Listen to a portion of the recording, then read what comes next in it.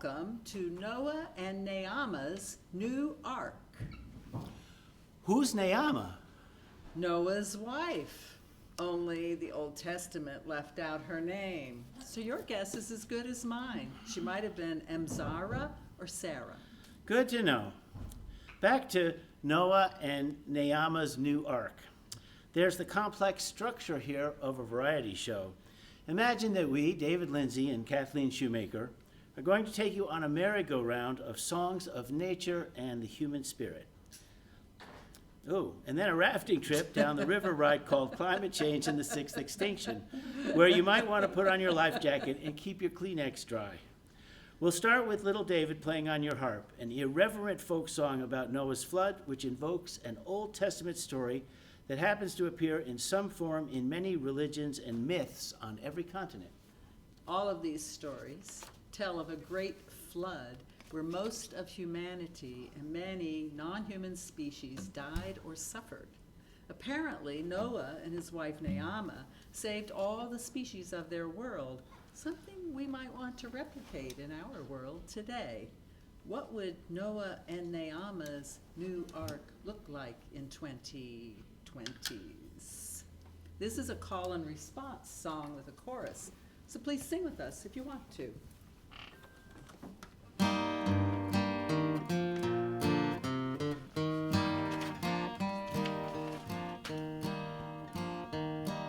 Oh, little David, play it on your harp. Alleluia, alleluia. Little David, play it on your harp. Alleluia. Now that's the chorus. Try that with us. Oh, little David, play it on your harp. Alleluia, alleluia. Little David, play it on your harp. Alleluia. Now God told Noah, go build an ark. To soak the wood, without the bark. Then Noah stepped out, with a bottle in his hand. He said to the people, there's trouble in the land. Oh, little David, play it on your harp. Hallelujah, hallelujah. Little David, play it on your harp. Hallelujah. It began to rain. In the middle of the night. Rain for 40 days. The poor turned out the lights. It began to rain. It began to pour. The people were running. From door to door. Oh, little David, play it on your harp. Hallelujah, hallelujah. Little David, play it on your harp. Hallelujah.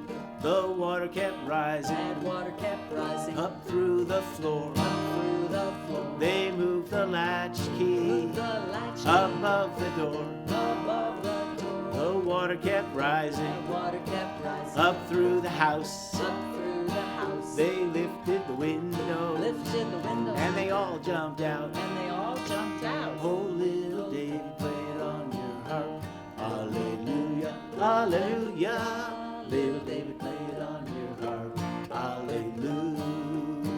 Well, God gave Noah the rainbow sign.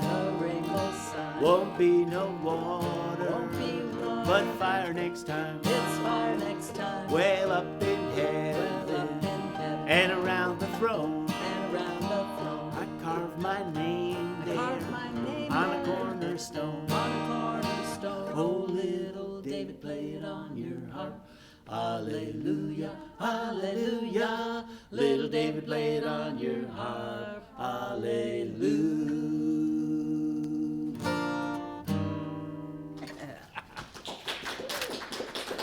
Thank you. Thank you all very much. Good warm up. First two songs are kind of a warm up.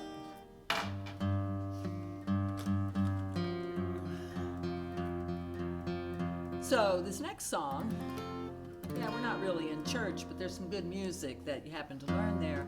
All God's Critters got a place in the choir. Now this doesn't have anything to do with climate change or the Sixth Extinction. Except that it's a great celebration of critterdom, all those that we seem to be extinguishing. This is by Bill Staines. Did you say that? I forgot to say Bill Staines and Janet Wheeler. What a guy. Yeah. All God's creators got a place in the choir. Some sing low, some sing higher, some sing out loud on the telephone wire.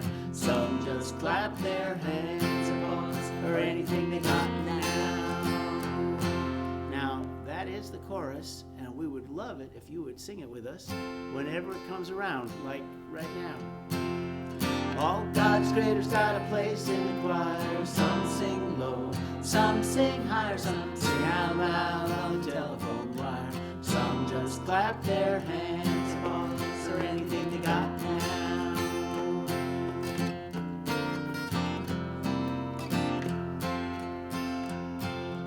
Listen to the bass, it's the one on the bottom where the bullfrog croaks and the hippopotamus moans and groans with a big to-do, and the old cow just goes moo. The dogs and the cats, they take up the middle while the honeybee hums and the cricket fiddles, the donkey brays and the pony neighs and the old coyote howls. Everybody, aroo, aroo, aroo. All God's creators got a place in the choir. Some sing low, some sing higher, some sing out loud on the telephone wire. Some just clap their hands and pause or anything they got now.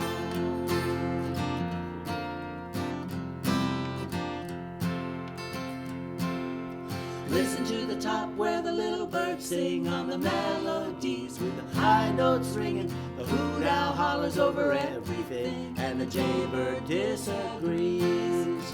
So nice to see you. No, it's not. No, it's not. Singing in the nighttime, singing in the day. The little duck quacks and he's on his way. The possum ain't got much to say, and the porcupine talks to himself. What do you mean I gotta sing the chorus? All God's creators got a place in the choir. Some sing low, some sing higher, some sing out loud on the telephone wire. Some just clap their hands and pause for anything you got now.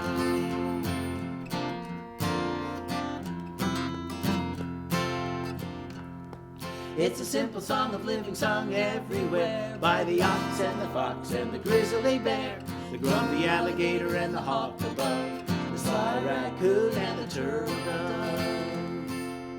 Everybody here is a part of the plan. We all get to sing in the great greater band, from the eagle in the sky to the whale in the sea. It's a great cacophony.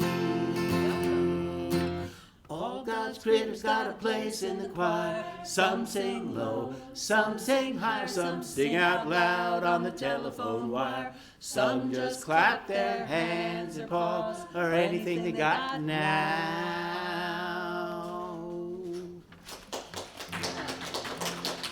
Thank you. Now, most of the material that we share with you today in terms of songs are written by other songwriters, and we're just interpreting them. This next number is the exception. This is Talking Climate Change Blues by David Lindsay.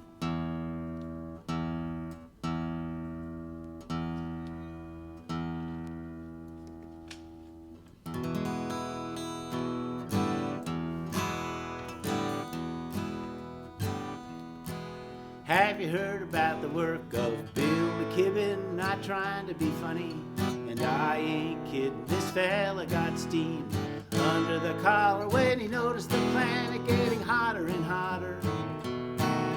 He noticed some problems, heard solutions. Many scientists said it was carbon pollution.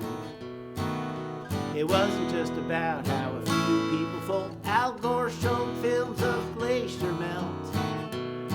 The Antarctic loses ice, and the Arctic, forsooth, an inconvenient pointer to the scientist's truth. Hurricane Sandy with a rising sea flooded New York and New Jersey. Here comes the chorus now. All around the world, the oceans are rising while the coral reefs are slowly dying. Wake up, my friends, the scientists cry.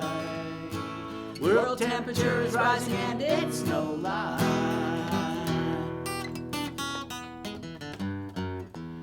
Let's do that chorus again. Sing it out if you think you've got anything close to what we did. All around the world, the oceans are rising while the coral reefs are slowly dying. Wake up, my friends, the scientists cry. World temperature is rising and it's no lie.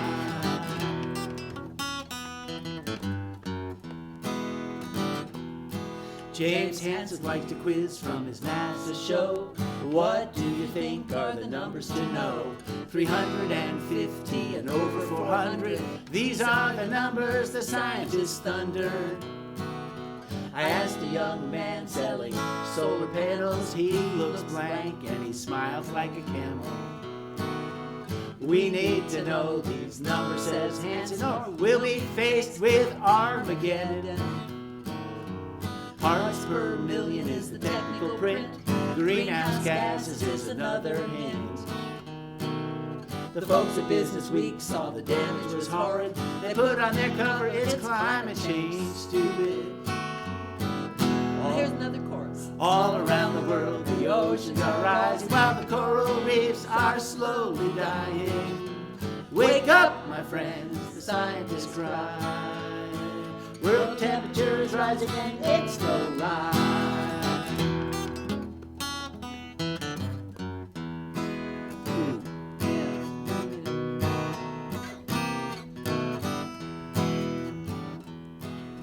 Remember when Katrina hit New Orleans? People died, many drowned, and the hoods all cleaned. We thought it was big, then Sandy and High. Bigger droughts and fires, hurricanes and typhoons. Hurricane Sandy, New York City, the water hit the subway and it wasn't pretty. My friends lost their house, their neighbors too. 65 billion went up the flu. But we ain't seen nothing like Tacloban, a Philippine city go down to the ground. For New Orleans, our military froze. For Tacloban, our military rose. They're heroes, hallelujah, who 40 nations came to their rescue. Ones who survived. All around the world, the oceans are rising while the coral reefs are slowly dying. Wake up, my friends, the scientists cry. World temperature is rising and it's no lie.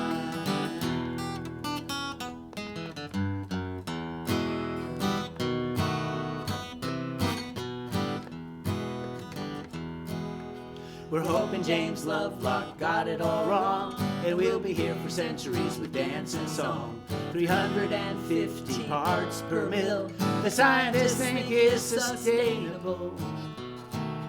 Who are these scientists sounding so strange? Just the Intergovernmental Panel on Climate Change.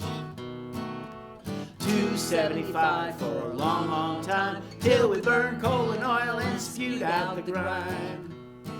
415 now, we are courting disaster today, tomorrow, and in the hereafter. Doomsday approaches, but you can relax if you work real hard and pass a carbon tax. That's a methane tax too.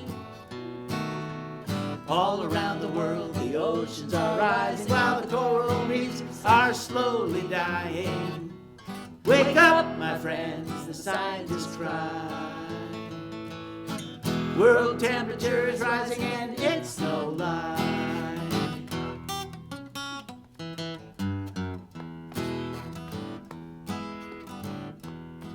Pass a carbon tax, sell it to the Chinese. Oh yeah, the Indians and the Chinese. In Beijing, the air is thick as molasses, while the kids are getting sick from all the greenhouse gases. So start walking or riding your bike, cut your carbon footprint and we'll be alright. Hopefully, if it's not too late, and all the greenhouse gases we deflate, and reduce our numbers, duck and roll roll with a Marshall Plan for population control. If not the lucky ones, we'll make it to the morgue. It's time to check out 350.org. Yeah, yeah, yeah. All around the world, the oceans are rising while the coral reefs are slowly dying. Wake up, my friends, the scientists cry. World temperature is rising and it's so alive.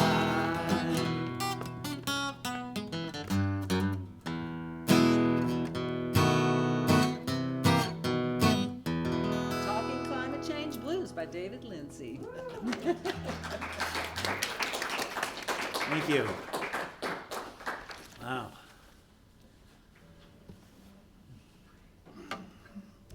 All right, so just a short quiz, and the people who were here 3 years ago, I think you have to like lay back, maybe. I'm not sure. Or just play along. It's time for a game quiz.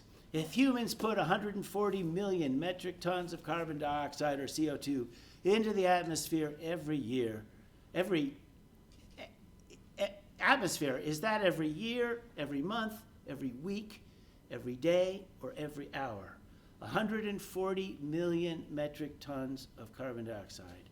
Raise your hand if you think it's every year, every month, every week, every day, every hour.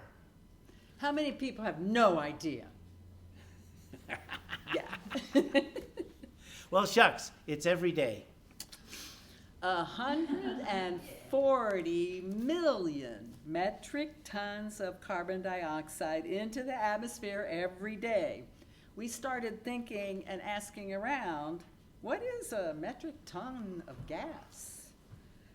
What does it look like? And how do you measure gas? It turns out gas has a measurable weight. One scientist, Bill Chimides, wrote, carbon dioxide is made up of atoms, and atoms have mass, and with gravity, mass has weight. Hence, so many weighty subjects. So try this. Picture 10 yards on a football field. And then imagine a round balloon with a diameter of that same 10 yards. Now, if that balloon were filled with carbon dioxide, it would weigh about 1 ton. It would be a 1-ton CO2 balloon. Therefore, we're putting 140 million 10-yard diameter balloons worth of carbon dioxide into the atmosphere every day, or about 51 billion metric tons of greenhouse gases every year. Why does this matter? Well, it's not sustainable. Imagine all those 10-yard balloons hovering in a gaseous bubble wrap around the planet, trapping heat that would otherwise escape from the planet, radiating out into outer space. Normal radiational cooling is blocked. As the trapped heat collects below the bubble wrap of greenhouse gases, the air, the land, and the waters all get warmer. The only sure solution to global warming is to pollute less. And carbon dioxide